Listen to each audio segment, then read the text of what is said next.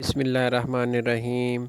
हाज़र व नाज़र यकता व मेहरबान बे मिसल रब्बुल आलमीन के बाबरकत नाम से अस्सलामु अलैकुम मुअज़्ज़ज़ ख़वातीन व हज़रात। आज की वीडियो में बात करेंगे मुरब्बा हरड़ पर, जिसको हरीड़ भी बोलते हैं।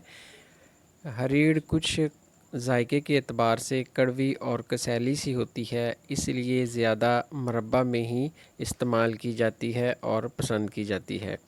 जो इसका मिकदार खुराक है वो बालग बंदे के लिए 3 दाने हैं, और जब भी आपने मुरब्बा इस्तेमाल करना है तो इसको धोकर ही इस्तेमाल किया जाए।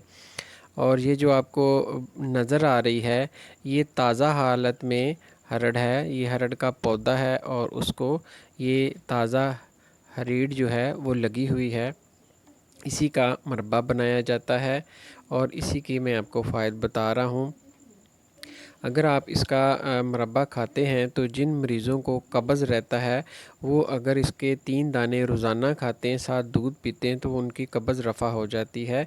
इसके अलावा ये हरड़ जो है ये पट्ठों को ताकत देती है और जिस्म में क़ुव्वत पैदा करती है।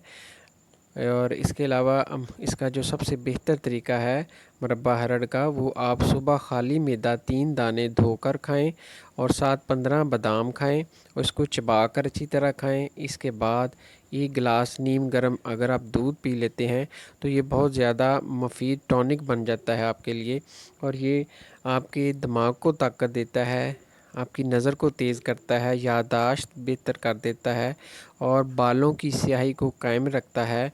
इसके अलावा आंतों और मैदे को ताकत देता है, और जिन लोगों को बार बार पेचस लगे रहते हैं, असहाल लगे रहते हैं, वो भी अगर ये हरड़ इस्तेमाल करते हैं तो ये आंतों को क़ुव्वत देकर, आंतों के उज़लात को क़ुव्वत देकर उनकी ये मर्ज़ रफ़ा कर देती है।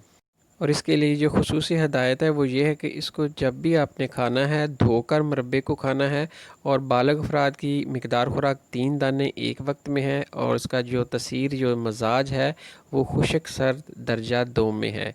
ये थी जी मुख्तसर सी इन्फॉर्मेशन यानी मुरब्बे की हालत में इसको इस्तेमाल करने से जो फ़ायदा हासिल होते हैं वो बताए गए हैं। ये थी जी इन्फॉर्मेशन मुरब्बा हरड़ के मतलब। इंशाल्लाह मिलते हैं नेक्स्ट वीडियो में। दुआओं में याद रखिएगा। अस्सलामु अलैकुम वरहमतुल्लाहि वबरकातुहू।